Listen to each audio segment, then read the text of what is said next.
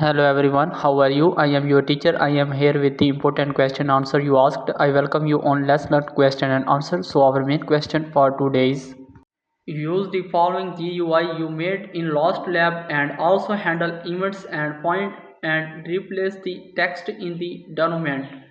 Correct answer is to handle events and point and replace text in the dnoumant in the GUI created in the List lab. You can use event listeners to detect user interactions and implement a function for finding and replacing text to ensure to structure the code to listen for events such as button clicks for initiating the point and replace functionality used text manipulation methods to search for the desired text and replace it with the new text input by the user. Proper error handling should also be implemented to ensure smooth functioning of the feature.